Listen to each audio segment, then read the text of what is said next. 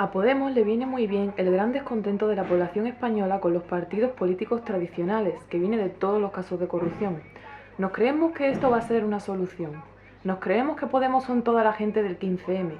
Podemos se aprovecha de toda esta gente descontenta. Es un partido que se ha formado gracias a esto.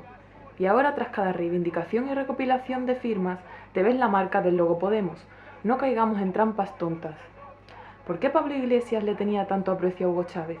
Chávez contactó con Pablo Iglesias y le invitó a Venezuela a dar conferencias con todos los gastos pagados más una cantidad extra por sus servicios. Chávez era un soldado del ejército venezolano que aprovechó el descontento de la gente para dar un golpe de estado. Estuvo 3 días en la cárcel, sospechosamente no le mataron. Más tarde ganó las elecciones legítimamente. Chávez expropió los medios de comunicación y prohibió importar papel. Los ciudadanos se convirtieron en sus cómplices por la falta de información y la influencia que ejercía Chávez con las cadenas de televisión de las que se adueñó. Ahora, Maduro estrangula y expropia a todos los medios que no le apoyan. La última medida consistió en impedir la importación de papel para las impresoras de algunos periódicos no oficialistas. Pablo Iglesias dijo que los medios privados atacan la libertad de expresión cuando los medios privados de comunicación ganan dinero reportando noticias y actualidad. Es verdad que dejan mucho que desear, pero a ver si va a querer hacer lo mismo que Chávez y Maduro. Pues podría hacer lo mismo con El País, dejarlo peor que estaba. Sí, los medios de comunicación están motivados por el dinero. En escuelas de periodismo la regla de oro es dar malas noticias y negativas para aumentar la audiencia.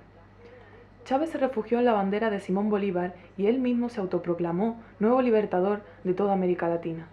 Chávez es el padre de la revolución bolivariana y a través de Podemos está intentando contagiar a Europa de ese comunismo incoherente, vendehumo, que proclama la igualdad mientras los gobernantes viven en el lujo.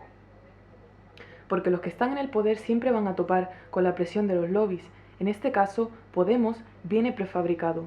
Todos sabemos lo difícil que es abrirte paso en los medios de comunicación. Es un montaje mediático, con técnicas de marketing con apoyo de su ideólogo Chávez. La misma técnica si os fijáis. Las cadenas de televisión dependen de los grupos bancarios. La Conexión Venezolana financia a Podemos. La Fundación Centro de Estudios Políticos Sociales, CEPS, en cuyo consejo ejecutivo han figurado los 3 principales dirigentes de Podemos, Pablo Iglesias, Íñigo Errejón y Luis Alegre, ha recibido desde 2002 al menos 3,7 millones de euros del gobierno de Hugo Chávez, según las cuentas depositadas en el registro de fundaciones del Ministerio de Cultura.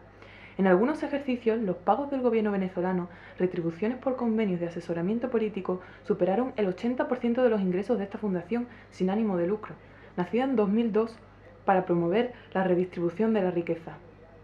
El gobierno español y la Generalitat Valenciana son también clientes de esta fundación.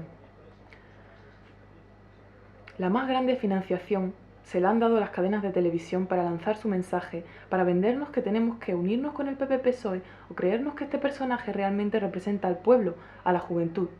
Esto puede sentenciar a España.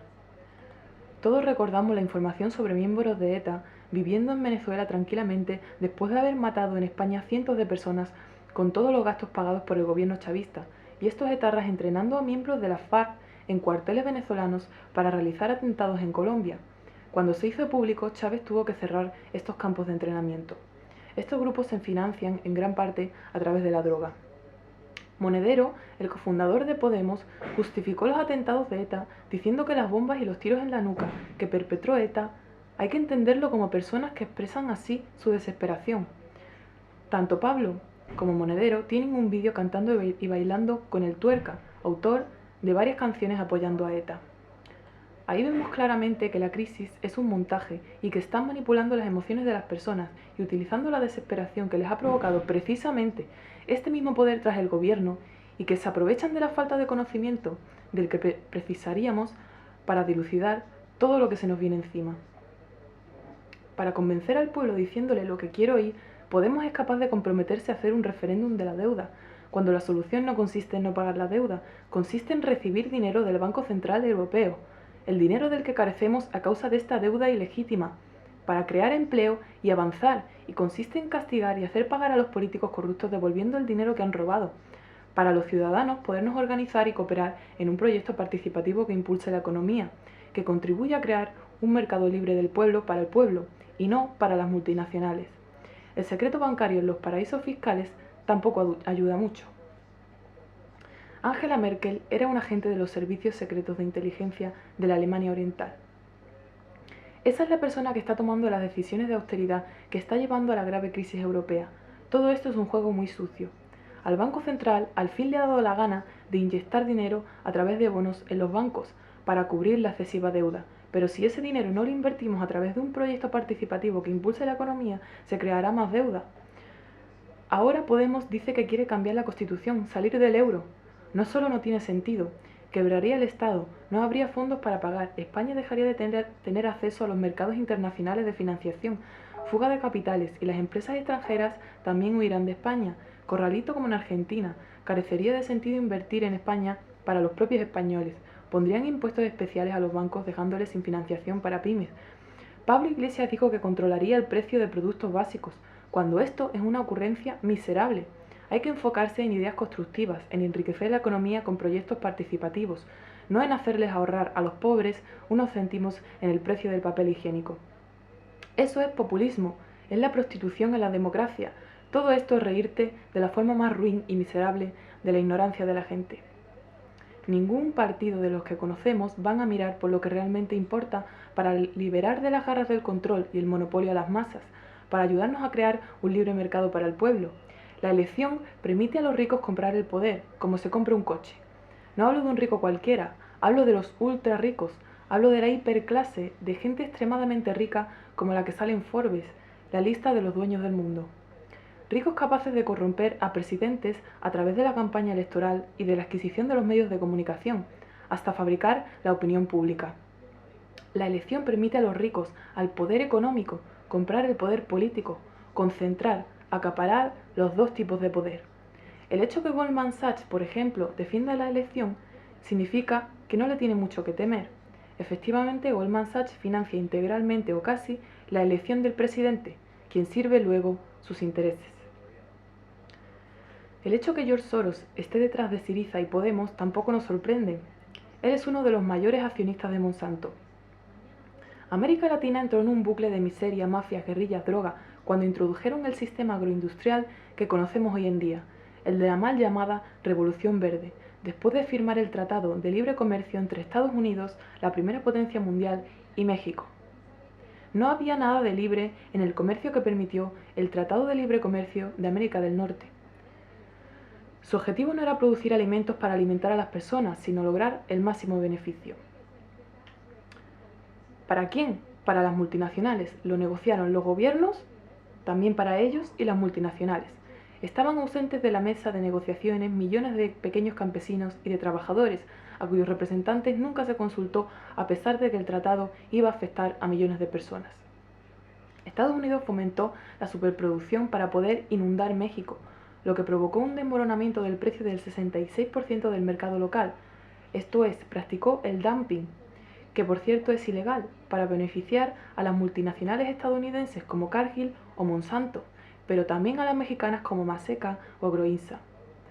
Para este problema que afecta a nivel global, utilizan el eufemismo superpoblación, cuando no es más que una insuficiencia funcional del sistema de producción de bienes y de creación eficiente de empleo, debido a la concentración de poder, de autoridad ilegítima para dar o quitar, ya que no depende de nosotros o de una empresa local el llevarnos la comida a la mesa, o tener empleo, depende de las multinacionales y del gobierno. Entonces, según ellos, no hay empleo y bienes suficientes porque sobra población.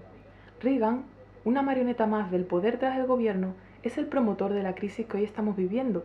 Desreguló la ley Stigall, que controlaba la especulación y el monopolio, impulsando la reserva fraccionaria, creándose los bancos de inversión como Goldman Sachs o JP Morgan, que invertían en bonos basura, por ejemplo. Si miramos atrás en la historia, siempre ha habido una mano invisible oculta tras el poder que obligaban a actuar a los que figuran en los documentos. Por ejemplo, se dice que John Law creó el dinero fiduciario y la culpa de la inflación de la Revolución Francesa recae en él, aunque él no fue quien imprimió billetes que no tenían su respaldo en oro. ¿De verdad creemos que el sistema financiero económico de esa época fue creación de la mente de una sola persona? Pienso que John Law no fue el único autor intelectual. Él fue utilizado. Pablo es partidario de las soluciones de Vincent Navarro, un pensador economista que propone tener un gobierno mundial con la ONU. Rockefeller está detrás. La ONU es el organismo menos democrático que hay. Ronald Reagan también se cargó la ley que instituía la primera etiqueta para los alimentos procedentes de la agricultura biológica. Según la FAO, habrá que aumentar la producción agrícola un 70% si se quiere alimentar a los 9.000 millones de habitantes con los que contará el mundo en 2050. ¿Cómo lograrlo sin agotar definitivamente los recursos del planeta? Porque está claro que con el sistema de producción actual no es viable. Pero no van a ofrecernos un sistema mejor que deje de rentar el gran capital a las multinacionales. Aquí vemos claro que la única salida para ellos es la reducción de población. En Venezuela estos días hemos visto cómo han impuesto el reconocimiento por huella dactilar cuando sus ciudadanos hacen algo tan básico como ir a comprar al supermercado. ¿A alguien en su sano juicio le gustaría tener que hacer esto en España cada vez que fuese a comprar?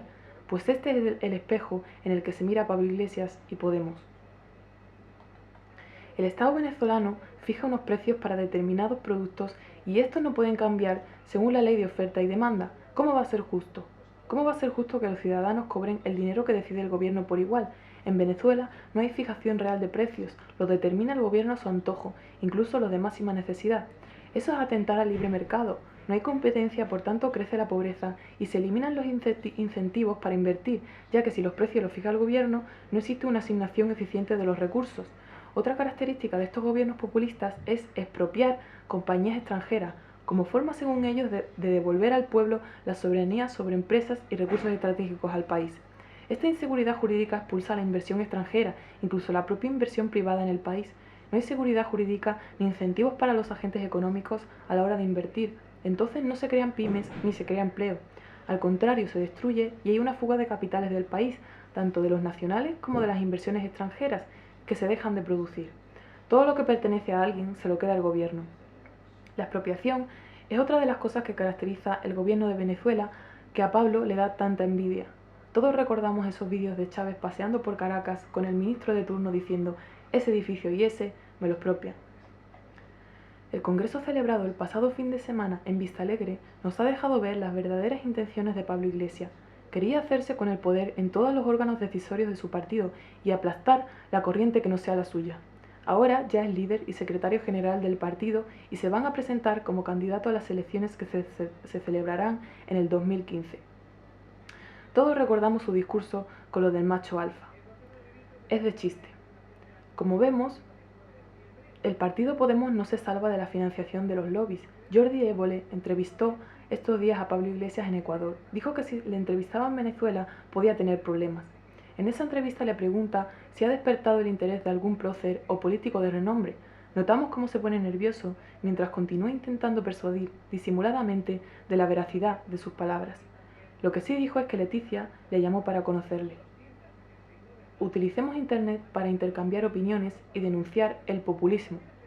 Este vídeo trata de los problemas. En el segundo vídeo analizaremos las posibles soluciones. Nos vemos.